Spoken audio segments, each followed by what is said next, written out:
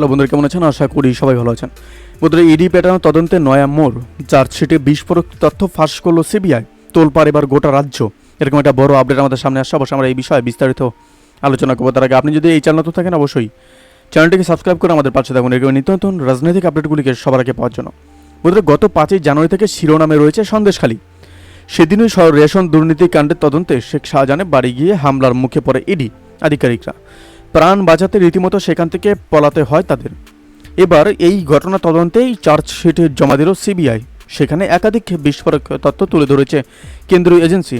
সিবিআইয়ের চার্জশিটে দাবি করা হয়েছে যে ইডি আধিকারিকদের থেকে ফোন পাওয়ার পরই শাহজাহান হামলার ছক কষেছিল। বেশ কয়েকজনকে ফোনেও করে তিনি। তাদের মধ্যে অন্যতম হলেন শাহজাহানের ভাই শেখ আলমগীর, ঘনিষ্ঠ হিসেবে পরিচিত জিয়াউদ্দিন মোল্লা। এরপরেই সেখানে বহু মানুষ জড়ো হয়ে হামলা চালায় বলে খবর। ভাঙচুর করা হয় ইডি আধিকারিকদের গাড়ি। প্রাথমিক তথ্য প্রমাণ সংগ্রহ করে সিবিআই আধিকারিকরা চার্জশিটে উল্লেখ করেছেন যে লোকসভা ভোট চলাকালীন সন্দেশখালীতে আবু তালেবের বাড়ি থেকে যে অস্ত্রভাণ্ডার উদ্ধার হয়েছিল, জানুয়ারি মাসে ইডি হানার সময় তার শাহজাহানের বাড়িতেই ছিল। পরবর্তীকালে শেখ আলমগীর তা আবু তালেবের বাড়িতে রেখে আসেন বলে দাবি করা হয়েছে। এই অস্ত্রগুলির মধ্যে বহু অস্ত্রের লাইসেন্স শাহজাহানের নামে রয়েছে, আবার এমনও অনেক অস্ত্র আছে যার কোনো লাইসেন্স নেই। বন্ধুরা, তদন্তকারীরা মনে করছেন যে এই অস্ত্রগুলি শাহজাহানের বাড়িতেই ছিল। পরবর্তীতে তার লুকানোর চেষ্টা করা হয়। শাহজাহানের ভাই এই অস্ত্রগুলি পরে আবু তালেবের বাড়িতে রেখে আসেন বলে দাবি করা হয়েছে।